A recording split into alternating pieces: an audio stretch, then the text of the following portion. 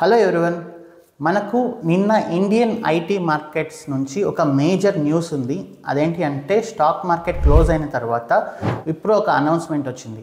విప్రోకి the Phoenix group అనే ఒక England company నుంచి $650 మిలియన్ ప్రాజెక్ట్ వచ్చింది, ఈక్వల్ టు 5,500 crores.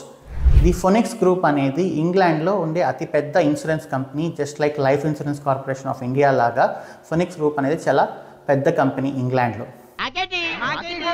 సో మీరు అడగొచ్చు దీనివల్ల మాకేంటి అని.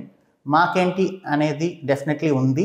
దాని గురించి డిస్కస్ చేసే ముందు ఈ ప్రాజెక్ట్ యొక్క హైలైట్స్ గురించి ఒకసారి చూద్దాం. ఇది 10 years ప్రాజెక్టు. 10 years అంటే 10 years ఉండదు, డెఫినెట్లీ ఎక్స్టెండ్ అనేది అవుతూ ఉంటుంది. అప్ టు 30 years వరకు కూడా ఎక్స్టెండ్ అయ్యే ఛాన్సెస్ చాలా ఎక్కువ ఉన్నాయి. సో దీని వాల్యూ 5,500 crores. ఈ ప్రాజెక్ట్ స్కోప్ ఏంటి అంటే జనరల్గా ఫైనాన్షియల్ ఇన్స్టిట్యూషన్స్ కంపెనీస్ అంటే లైక్ ఇన్సూరెన్స్ కానీ బ్యాంక్స్ కానీ అంత ఈజీగా కొత్త టెక్నాలజీకి ఎప్పుడు కూడా అప్గ్రేడ్ అవ్వవు. అవి మోస్ట్లీ లెగసీ సిస్టమ్స్ పైన రన్ అవుతూనే ఉంటాయి. సో ఎప్పుడైతే టెక్నాలజీ నుంచి గ్యారంటీ ఉంటుందో, 200% గ్యారంటీ ఉంటుందో, అప్పుడు మాత్రమే అవి ట్రాన్స్ఫర్మేషన్ అవ్వడం స్టార్ట్ చేస్తాయి. దీనికి ఒక స్ట్రాంగ్ రీజన్ ఉంది. అదేంటి అంటే ఒక బ్యాంకులో ఏదైనా మిస్టేక్ జరిగింది అంటే ఎంటైర్ కంట్రీ ఎకానమీయే క్రాష్ అవుతుంది, కంట్రీకి బ్యాడ్ నేమ్ వస్తుంది. సో దాంట్లో రూల్స్ అనేది చాలా ఎక్కువ ఉంటాయి. సో టెక్నాలజీ వస్తుంది కదా అని చెప్పేసి ఫైనాన్షియల్ కంపెనీస్ ఇష్టం వచ్చినట్లు టెక్నాలజీని వాడకూడదు, చాలా కేర్ఫుల్గా అడ్రస్ చేయాలి.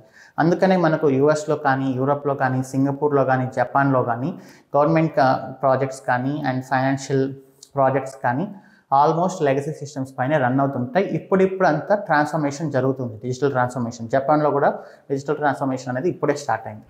సో ఇప్పుడు మనకు ఆల్మోస్ట్ గ్యారంటీ ఉంది కాబట్టి టెక్నాలజీ నుంచి ఇప్పుడు ట్రాన్స్ఫర్మేషన్ అవ్వడం స్టార్ట్ చేస్తుంది అనమాట. సో ఈ ప్రాజెక్ట్ స్కోప్ వచ్చేసి డిజిటల్ క్లౌడ్ ట్రాన్స్ఫర్మేషన్ అండ్ ఈ క్లెయిమ్ ఉంది కదా, claim management, policy management and claim processing.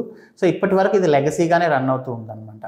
అంటే లైక్ ఒక పాలసీ తీసుకోవాలి అనే థాట్ వచ్చినప్పటి నుంచి పాలసీ మెచ్యూర్ అయ్యే వరకు ఆ క్లెయిమ్స్ని ప్రాసెస్ చేసి ఇదంతా కూడా లెగసీ సిస్టమ్స్ పైన రన్ అవుతుంది. ఇది లెగసీ సిస్టమ్స్ పైన రన్ అవుతున్నప్పుడు మనకు కస్టమర్ ఎక్స్పీరియన్స్ అనేది చాలా తక్కువ ఉంటుందన్నమాట.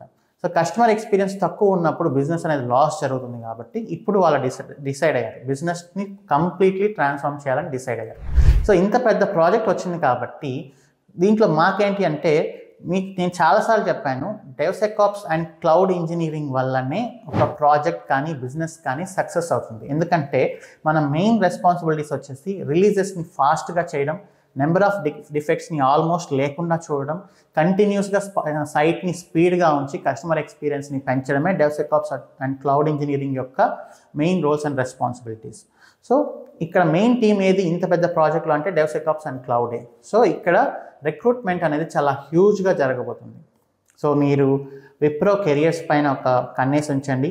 అండ్ విప్రో వెబ్సైట్ కూడా చూడకపోయినా పర్లేదు, మన జాయిన్ డెవాప్స్లో జాబ్ పోర్టల్ ఉంది కదా, మేము కంటిన్యూస్గా విప్రోలో ఉండే పొజిషన్స్ని మానిటర్ చేస్తూ ఉంటాము. అండ్ దెన్ ఇంటర్నల్ రెఫరెన్సెస్ ఉన్నాయి, వాటిని కూడా మానిటర్ చేస్తూ ఇక్కడ అప్డేట్ చేస్తూ ఉంటాం.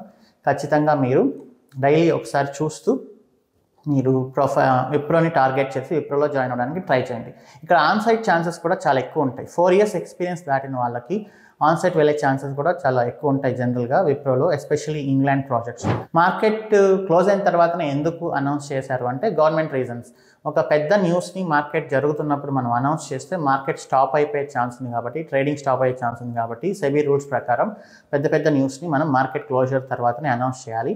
అండ్ వాళ్ళ స్ట్రాటజీ ప్రకారం ఏంటంటే విప్రో స్టాక్స్లో ఇన్వెస్ట్ చేసే వాళ్ళు యూఎస్, యూరోప్ నుంచి కూడా ఉంటారు కాబట్టి టైమ్ జోన్ డిఫరెన్స్ వల్ల వాళ్ళు మార్కెట్ క్లోజ్ అయిన తర్వాత అనౌన్స్ చేస్తే వాళ్ళు ఆ న్యూస్ని అనలైజ్ చేసుకొని ఎక్కువ ఇన్వెస్ట్ చేసే ఛాన్సెస్ ఉన్నాయి. కాబట్టి ఇది మార్కెట్ అయిపోయిన తర్వాతనే వాళ్ళు అనౌన్స్ చేశారు. సో సమ్మరీ ఏంటి అంటే ఇది చాలా long term project. DevSecOps and cloud ఇంజనీరింగ్లో చాలా ఎక్కువ పొజిషన్స్ ఓపెన్ అయిపోతున్నాయి. మీరు జాయిన్ డెవాప్స్లోని జాబ్ పోర్టల్ పైన ఒక లుక్ వేసి ఉంచండి. సో డెఫినెట్లీ చాలా ఈజీగా ఇంటర్వ్యూ అనేది క్లియర్ అయిపోతుంది. ఎందుకంటే హ్యూజ్ రిక్రూట్మెంట్ జరిగినప్పుడు కొంచెం అటు ఇటుగా పర్ఫామ్ చేసినా కూడా ఈజీగా మనకు ఇంట్రెస్ట్ క్రాక్ అయిపోయి మీరు ఈజీగా జాయిన్ అయిపోవచ్చు. Thanks for watching. See you in next video.